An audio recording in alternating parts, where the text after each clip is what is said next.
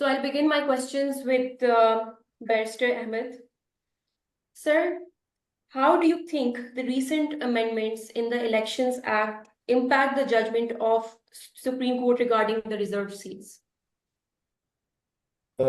My personal view is that I don't think so they're even capable of influencing the judgment of the Supreme Court in any way. There are several reasons for that. You see, if Parliament wants to undo a judgment, can you hear me, sir? change. Yeah, we can hear. So if the Parliament wants to undo a judgment, make amends to that judgment, change that judgment in any way, alter a judgment, there are settled principles of law on that subject. अब उसमें sir जो चीज हमने सबसे पहले बुनियादी तौर पर देखनी है वो ये है कि नो डाउट पार्लियामेंट अगर 2/3 अक्सरियत से एक कानून पास करे तो उससे एक जजमेंट का इफेक्ट नलिफाई हो जाता है। लेकिन जब एक सुप्रीम कोर्ट की जजमेंट एक सादा अक्सरियत की फैसले से कोशिश की जाए उसको छेड़छाड़ करने की, तो वो नहीं हो सकता, नंबर 1।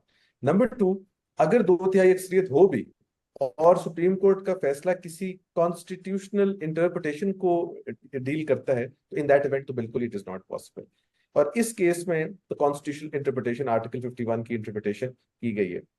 तीसरी बात, इस फैसले की जो रेट्रोस्पेक्टिव एप्लीकेबिलिटी है उसके ऊपर भी there is plethora of case law जो कि ये कहता है कि ये चीज पॉसिबल नहीं है। और जब भी कोई सुप्रीम कोर्ट की जजमेंट को अंडू करना या एक ऑनगोइंग केस को प्रेजुडिस करने के लिए कोई लॉ मेकिंग की जाएगी तो उस पर भी हमारे पास जजमेंट मौजूद है, इट विल नॉट सस्टेन। सो मेरा जाती व्यू ये है कि I think it is an effort, but it will effort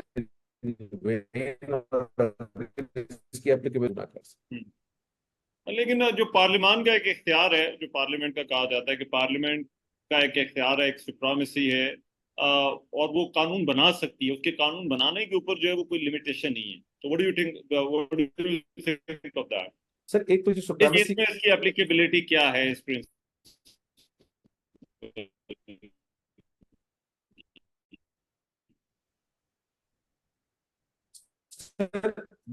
nobody exist करते पार्लियामेंट लेजिस्लेट कर सकता है। से आपके जो आपने एग्जांपल दिया, सुबह अगर पार्लियामेंट की लेजिस्लेट कर देता है कि कल से हम सुप्रीम कोर्ट खत्म कर रहे हैं, तो ये लेजिस्लेशन जो है this will not be infeed unless एक 2/3 अक्सरियत से आप कॉन्स्टिट्यूशन अमेंड करें। उसमें भी खैर बाद में केस लॉ है कि बेसिक स्ट्रक्चर को आप नहीं छेड़ सकते। सो मेरा व्यू ये जो आजकल सुप्रीमेसी की एक डिबेट चल रही है और एक बैटल चल रही है, जो कि सुप्रीमेसी भी from time to time change होती रहती है within the institutions. Supremacy सिर्फ कॉन्स्टिट्यूशन की है। कॉन्स्टिट्यूशन ये डिटरमिन करती है कि किसका क्या रोल है। पार्लियामेंट के पास इख्तियार है कि वो कानून बना सकता है, साथ ही साथ सुप्रीम कोर्ट के पास इख्तियार है कि वो कानून की तशरीह कर सकती है, और साथ ही साथ सुप्रीम कोर्ट के पास आर्टिकल 189 भी है कि उनकी जजमेंट्स बाइंडिंग है तमाम पर, in as much as they decide a question of law. और अगर सुप्रीम कोर्ट कोई क्वेश्चन ऑफ लॉ डिसाइड करती है जिसमें कॉन्स्टिट्यूशनल इंटरप्रिटेशन है, यहाँ पर एक बड़ी गलतफहमी ये दिखाई जा रही है कि जैसे सुप्रीम कोर्ट ने इलेक्शंस एक्ट को इंटरप्रेट किया है। इलेक्शंस एक्ट को सिर्फ इंटरप्रेट नहीं किया, 104 को नहीं किया, साथ साथ आर्टिकल 51 को भी किया। अगर आप शॉर्ट ऑर्डर का पैराग्राफ पढ़े 5, और अगर डिटेल्ड रीजनिंग का वेट कर लिया जाता तो शायद लेजिस्लेशन की जरूरत ही ना पड़ती। सो मैं समझता हूँ 187 को भी, आर्टिकल 187 की भी शायद इंटरप्रिटेशन जो है वो इसमें कहीं ना कहीं पर होगी डिटेल जजमेंट के अंदर। सर अच्छा तला साहब, अब ये दो चीजें हैं और दो साइड्स हैं। ऑब्वियसली एक तरफ सुप्रीम कोर्ट का एक जजमेंट है और दूसरी तरफ एक पार्लियामेंट का एक लॉ है, जो पार्लियामेंट दोनों कहते हैं कि हमें अपना जो है वो अपनी पावर्स जो है इसकी, अगर हम इन दोनों को एक साथ रख के देखें तो which comes above the other, कौन जो है वो दूसरे के साथ जो है वो दूसरे के मुकाबले में ऊपर होगा? पहली बात तो ये देख लें कि सेपरेशन ऑफ पावर के तहत ये चीजें तो डिसाइडेड है कि पार्लियामेंट के पास लेजिस्लेटिव पावर है, उस पर कोई हम एतराज नहीं कर रहे। बट मसला यहाँ पे आता है कि क्या पार्लियामेंट ऐसी लेजिस्लेशन ला सकता है जिससे सुप्रीम कोर्ट की जजमेंट को ओवरराइड किया जा सके। इसमें दो केस लॉज हैं जिसमें इस मैटर को डील किया गया था। एक 2021 में लार्जर बेंच बना था, it was headed by then justice Umar Bandial. एक ऑर्डिनेंस 2010 में पीपल्स पार्टी गवर्नमेंट की तरफ से लाया गया था जिसमें सुप्रीम कोर्ट की जजमेंट में सैक किया गया था अराउंड 16,000 एम्प्लॉयज को, और उनको रीइंस्टेट करने के लिए एक ऑर्डिनेंस आया था। अब सुप्रीम कोर्ट में जब ये इशू गया तो सुप्रीम कोर्ट ने कैटेगरी के लिए बात की थी कि सुप्रीम कोर्ट की जजमेंट को नलिफाई करने के लिए अगर कोई एक्ट पास किया जाएगा तो that will be ultra violence to the constitution, और इनफैक्ट यही हुआ। There was only one dissenting view, justice Mansoor ने डाइसेंट किया था उस जजमेंट से मेजॉरिटी जजमेंट में उस एक्ट को सेट असाइड कर दिया गया था ऑन द वेरी बेसिस कि उसका पर्पस ये था कि सुप्रीम कोर्ट की जजमेंट को नलिफाई अच्छा। करना। सेकेंडली, इसमें अगर हम रीसेंट जजमेंट देखें तो उसमें जब 62(1)(f से रिलेटेड एक इशू आया था कि क्या जो डिस्क्वालिफिकेशन है वो फॉर लाइफ होगी या फॉर 5 years होगी, तो एग्जैक्ट सेम इशू वहां पर आया था कि समीउल्लाह बलोच केस था जिसमें सुप्रीम कोर्ट ने ये कहा था कि until and unless judgment in field होगी जिसमें डिक्लेरेशन आई है कि he is in the violation of 62(1)(f और उस टर्म से पूरा नहीं उतरता, तो वो डिस्क्वालिफिकेशन तब तक रहेगी। जबकि 2023 में एक अमेंडमेंट की गई इलेक्शन एक्ट के अंदर और उसमें ये कह दिया गया कि जो डिस्क्वालिफिकेशन का टाइम पीरियड है दैट विल बी 5 years। जब ये इशू सुप्रीम कोर्ट में गया, अगेन लार्जर बेंच के पास ये इशू आया, तो उन्होंने जो समीउल्लाह बलोच जजमेंट थी उसको ओवररूल किया, रादर देन ये डिसाइड करने के कि act will this amendment in the act will prevail over the judgment. Okay. तो ये जो एक तासुर दिया जा रहा है कि एक्ट जजमेंट को ओवरराइड कर सकता है, दैट इज नॉट अच्छा, इन द करंट आप भी सिनेरियो नॉट इससे पॉसिबल। एग्री नहीं करते, लेकिन अहमद पनसोटा साहब, गवर्नमेंट के पास बड़े अच्छे लीगल माइंड्स मौजूद हैं, तो what do you make out of this? आपके ख्याल में क्या क्या सोच के, अगर ये इतना एस्टैब्लिश्ड प्रिंसिपल है जूरिस्प्रूडेंस का, क्या सोच कर जो है वो फिर ये एक्ट जो है वो लाया गया? सर, मैं आपने जो स्टेटमेंट दी है वो भी एक उसी तरह की असम्पशन है कि फाइन जो पार्लियामेंट है वो कुछ भी कर सकती है। तो मैं चूंकि उसमें मसला ये है कि वो सारे नहीं, लीगल देखें, माइंड्स बड़े हम तो भाई हैं हमारे। पार्लियामेंट, हमने जितने भी लोगों से इस पर बात की है, जो गवर्नमेंट के लोग, मैं बता रहा हूँ, एक तो ये कि ये लाइन हमें बहुत सुनने को मिल रही है कि जो पार्लियामान है उसका कानून साजी का इख्तियार लामहदूद है, उसके ऊपर कोई लिमिट नहीं है, पार्लियामेंट किसी भी तरह का कानून बना सकते हैं। और दूसरा, वो ये कहते हैं कि हमारे पास भी बड़े अच्छे अच्छे लॉयर जो है वो मौजूद हैं। अब मैं सर चूंकि दूसरी स्टेटमेंट पे कमेंट नहीं करना चाहता हूँ क्योंकि जो जो मौजूद है वो सारे बड़े भाई हैं और उन सबसे हमारा बड़ा ताल्लुक है। मैं आपको लेकिन सिर्फ ये अब कह रहा था चूंकि कि अब मेरी आपने जो मेरा assumption आपने कहा है, दिस इज नॉट अनफाउंडेड, इसकी नहीं एक नहीं नहीं नहीं नहीं, मैं ये फाउंडेशन कह है। रहा हूँ और मैं ये कह रहा हूँ कि मैं उनको तो कुछ नहीं कह रहा। मैं आपकी assumption को तो कह सकते हो कि साथ एक ताकत है मतलब कि खूबसूरत अल्फाज में किए। मसला ये है कि जब आप इंग्लैंड से कंपेयर करते हैं तो इंग्लैंड के अंदर पार्लियामेंट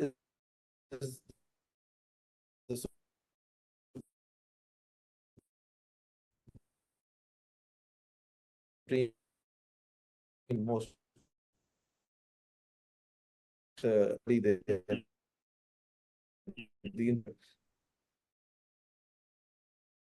पाकिस्तान में और लिखा हुआ है उसी इसका लिमिटेड नहीं है कि वो जो फेडरल लेजिस्लेटिव लिस्ट पे है। ऐसी लिस्ट की जो सुप्रीम कोर्ट है, जी। सुप्रीम कोर्ट की एक जजमेंट देने की पावर है जिस केस जो उनके पास गया उसके अंदर उनके पास एक आर्टिकल 187(2) की भी पावर है। फिर एनआरओ की जो केस है उसमें बड़ा क्लियरली होल्ड किया, जो बिल्कुल अभी हाँ। मेरे भाई ने एक्सप्लेन किया कि जनाब अगर एक लेजिस्लेशन का मकसद ये है, अगर आपको याद हो जब हमने कॉन्स्टिट्यूशनल लॉ पढ़ा था इंग्लैंड का तो उसमें लिखा था कि parliament can if parliament passes a law that all blue-eyed babies should be killed, it will be the law but parliament will go mad before passing such a law. So sir ये तो उस माशरे में भी है जहां पर parliament बिल्कुल सुप्रीम है। हमारे यहाँ सुप्रेमेसी है बट उसकी एक कन्फाइंस है, प्रैक्टिस एंड प्रोसीजर में बात आई और बहुत अच्छी एग्जांपल दी अभी जो ये लाइफ टाइम डिस्क्वालिफिकेशन वाली, हाँ। उसमें हाँ। भी जो सुप्रीम कोर्ट थी बहुत देर का, लेकिन जजमेंट को नहीं छेड़ा गया। उसको भी ये कहा गया कि हम जजमेंट ओवररूल कर रहे हैं, वो भी मेरी समझ से बाहर थी लेकिन however it was overruled. So once there is a judgment which determines a question of constitutional importance, it right. cannot be altered with. और दूसरी बात यह है कि अगर आपने लेजिस्लेशन करनी भी है आप लेजिस्लेशन करें, मकसद ये है कि आप एक लेजिस्लेशन ऐसी चीज पर करना चाह रहे हैं जो कि आपकी मुल्क की एपेक्स कोर्ट ने डिसाइड कर दी है। और मैं कुछ लोगों को सुन रहा था रूलिंग पार्टी के, मैं वकला को तो नहीं सुनने का मौका मिला बट एक खातून थी वो भी वकील ही थी, उनको सुनने का मौका, कहा कि ये बेसिकली हमने सुप्रीम कोर्ट को लेजिस्लेशन से करके बताया कि आपको नहीं पता था इस कानून का तो ये हमें पता था, तब आप भी इसको ऐसे फॉलो करेंगे। It is not like that. ये थोड़ा सा गलत तासुर है जब सुप्रीम कोर्ट उसको आप समझते एडजुडिकेट कर देते देन इट इज बिकॉज उनको फाइनल आर्बिटर भी कहते हैं अच्छा। कॉन्स्टिट्यूशन में। इस तरह तो हर सुप्रीम कोर्ट की जो जजमेंट है आर्टिकल 1843 में तो चले अब अपील आ गई है, राइट। जो भी सुप्रीम कोर्ट की जजमेंट आएगी पार्लियामेंट बैठेगी और कहेगी कानून से आप इसको पढ़ा दें। हाँ, अगर आपके पास 2/3 अक्सरियत है तो और उधर भी कोई कॉन्स्टिट्यूशनल इंपॉर्टेंस नहीं डिसाइड हुई तो आप बिल्कुल कर सकते हैं। सो ये आई थिंक ओवरऑल डिबेट, ये इसका बड़ा सिंपल मकसद है। इसका मकसद ये है कि इस चीज पर तो कंसेंसस है कि जो हमने आपके प्रोग्राम में डिस्कस किया था कि मखसूस नशिस्तें जो है चले पीटीआई की नहीं है, इस चीज को तो वो भी मानते हैं कि हमारी नहीं हाँ। है। सो ये समझ से बाहर है कि वो इस चीज के ऊपर लेजिस्लेशन क्यों करेंगे कि अच्छा, ये ये उनको दे दी जाए। थोड़ा ये सा चीज है ना जरा जिस ये क्योंकि बड़ी लंबी बहस है इस वक्त, हम probably the purpose of the discussion is कि अब ये दो चीजें हमारे पास आ गई हैं, and the students and also as a media person, हम सबके ज़हन में कहीं ना कहीं पे सवाल होता है कि अगर इन दोनों चीजों को कंपेयर किया जाए तो इनमें से किसको जो है वो माना जाए। सो तला साहब, I think this is most likely going back to the courts. तो आपको वहां पर इसका जो है वो क्या नजर आ रहा है? लाहौर हाई कोर्ट को जो है वो अप्रोच कर लिया है, वहां पर there is now a petition।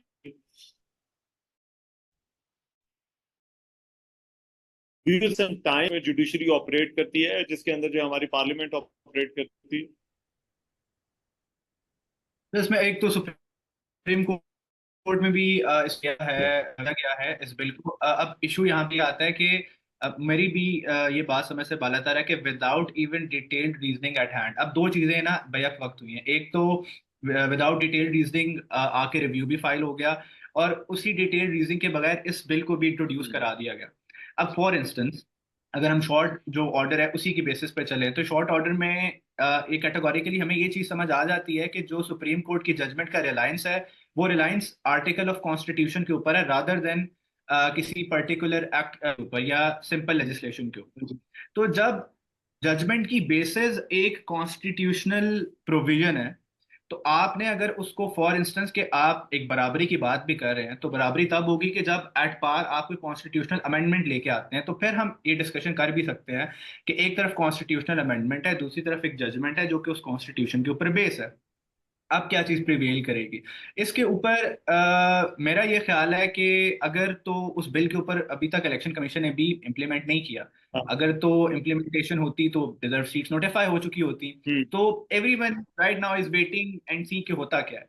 तो मेरा ख्याल है कि जब तक डिटेल जजमेंट नहीं तब तक ये क्लैरिटी नहीं आएगी कि आगे करना क्या है इस मामले में। राइट। और अहमद मंसूरा साहब, looking at the larger principle, एक कोर्ट्स के हवाले से ये गवर्नमेंट का जो एक गिला है कि कोर्ट्स जो हैं वो लॉ को रीराइट कर रहे हैं, जो उन्होंने 63 वाले जजमेंट के हवाले से भी बात की, और अब उसमें उन्होंने इसको भी जो है वो ऐड कर लिया। So what do you make out of it? आपको वाकई लगता है कि थोड़ा judiciary also needs to step back and see के क्या वो वाकई कोई लॉ मेकिंग के डोमेन के अंदर तो नहीं जा रहे? सर ये बात अपनी उनकी किसी हद तक दुरुस्त है। पाकिस्तान की हिस्ट्री जो है वो भरी पड़ी है, सुप्रीम कोर्ट ने लॉ मेकिंग की भी है, सुप्रीम कोर्ट ने री राइटिंग द कॉन्स्टिट्यूशन की कोशिश भी की है। लेकिन इस टाइम री राइटिंग कहने से पहले या अलेज करने से पहले ये बड़ा जरूरी है कि हम अंडरस्टैंड करें what is the writing of the text of the constitution. The text of the constitution, if I were to sum it up in one line, it states that Parliament has the power, or the National Assembly has the power to legislate under Article 71, and of course read with other provisions of the Constitution, as long as the matter falls in the federal legislative list. Now the next question is, what is the role of the Supreme Court? Supreme Court के पास Article 185 है, Article 1843 है, Article 1872 है। इस दफा appellate jurisdiction में उन्होंने एक question decide किया जिसके ऊपर उन्होंने आर्टिकल 1872 का सहारा लिया, और 1872 ये कहता है, अब आप ये देखिए कि आईन में कोई ऐसी प्रोविजन नहीं है जो ये कहती हो कि पार्लियामेंट किसी भी सब्जेक्ट पर लेजिस्लेट कर सकती है। वो ये कहती है कि पार्लियामेंट सिर्फ उन सब्जेक्ट्स पर लेजिस्लेट कर सकती है जो फेडरल लेजिस्लेटिव लिस्ट में है। लेकिन 1872 ये कहता है कि सुप्रीम कोर्ट जो है वो किसी भी मामले में जहां पर उनको मुकम्मल इंसाफ करना है वो मुकम्मल इंसाफ कर सकते हैं। अब आप इन दो प्रोविजंस को आपस में देख लें तो सुप्रीम कोर्ट का ऑफ कोर्स बजाहिर नजर आता है, एक तो by virtue of interpreting the constitution, then supreme court के पास आर्टिकल 8 में ये पावर है कि अगर कोई कानून बुनियादी हकूक के खिलाफ है तो उसको स्ट्राइक डाउन कर सके, ये पावर भी सुप्रीम कोर्ट की ओवरलुक करती है उसको। तीसरी पावर मैंने आपको 1872 की बता दी। तो जब आप इन पावर्स का मुतालिया करते हैं या इनका मुशाहिदा करते हैं तो आपको ये नजर आता है कि सुप्रीम कोर्ट अव्वल तो सबकी अपनी जगह है, बट सुप्रीम कोर्ट की एक अल्टीमेट आर्बिटर होने की हैसियत से एक पोजीशन ऊपर है। लेकिन रीराइटिंग द कॉन्स्टिट्यूशन वाली यहाँ पर इसलिए बात नहीं बनती क्योंकि आर्टिकल 51 में और सेक्शन 104 और इन सब की जब गवर्नमेंट ने इंटरप्रिटेशन की तो वो सर्टेनली नॉट ओनली रीराइटिंग था बट अंडरलाइनिंग था, रीराइटिंग एंड एवरीथिंग। सुप्रीम ठीक। कोर्ट ने ये बताया कि जो आर्टिकल 1 प्रोपोर्शनल रिप्रेजेंटेशन की बात कर, बट ने बात की कि जो पार्टी जीत के आई है उस पार्टी को प्रोपोर्शन में आप सीटें दे देंगे। और साथ ऑफ कोर्स एक एडिशनल चीज ये भी थी, ये को फर्स्ट टाइम पाकिस्तान में नहीं हुआ कि पीटीआई को कहा गया कि उस टाइम पर जमात एग्जिस्ट करती थी सर्टेन सर्कमस्टांसेस से। हमारे आइन 270s में भरा पड़ा है, AAA, AA, 4 है, पता नहीं कितने कितने एज आते रहते हैं और एज आते जाते रहते हैं। तो वो एज कई दफा जब सूट कर रहे हो गवर्नमेंट को ठीक लगते हैं। इस टाइम पे 270 in form of a judgment अच्छा आपने असिस्टेंस दी है। और एक लाइन फाइनली, क्योंकि जी अगर आप वो ना देते असिस्टेंस तो जो आइन का बुनियादी ढांचा या ढांचा है, जो मैं हमेशा बोलता होता हूँ कि अवाम ताकत का सरचश्मा है, वो सबड्यू हो जाता। बिकॉज अवाम ने एक सर्टेन पॉलिटिकल पार्टी को वोट दिया, उसके अगेंस्ट जी। उसको नहीं मिली। तो ये सारी बातें ज्यादा हैं in favour of As as she oppose can speak to parliament us. का deciding supremacy.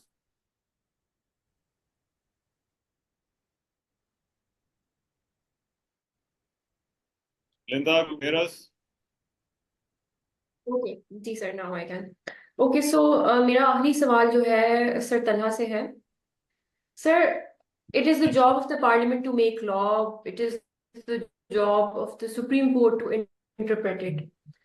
Do you think that while interpreting the said act, Supreme Court of Pakistan bring it into conformity with its July 12 देखिए, judgment? Conformity के तो पहले हमें idea समझना चाहिए ना कि ये जरूरत क्यों पड़ती है कि court, if we go back to this, तो हमें इसकी रूट मिलती है इन द ब्रिटिश कॉन्स्टिट्यूशन, जहाँ पे जब अगर आप European convention of human rights को देखें, जब उसको इनकॉर्पोरेट किया गया थ्रू HRA 1998, तो उन्हें कहा गया कि अगर कोई प्रोविजन आपके डोमेस्टिक लॉ की इसके अगेंस्ट जाती है तो you have to bring them into conformity. लेकिन अगर हम पाकिस्तान की बात करें तो पाकिस्तान के सुप्रीम कोर्ट के ऊपर ये कोई लिमिटेशन नहीं है कि they have to bring their judgment in conformity with the recent legislation. Secondly, यहाँ पर इशू ये है कि जो जजमेंट दी गई है, obviously we are not aware of the detailed reasoning, but based on the reason given in the short order, it is based on the article of the constitution, constitution की provisions पे है। तो उस आप ये अगर हम बात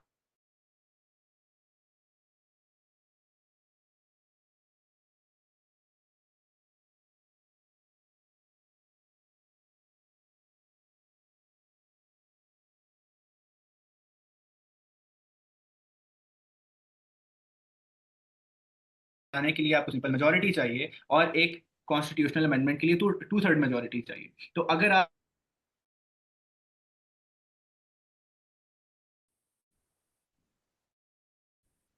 Right.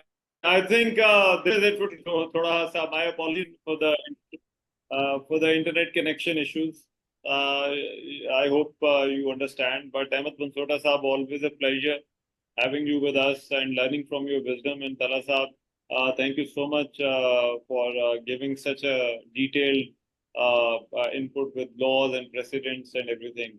So pleasure having you both, gentlemen. Thank you so much. Thank Thank you. you.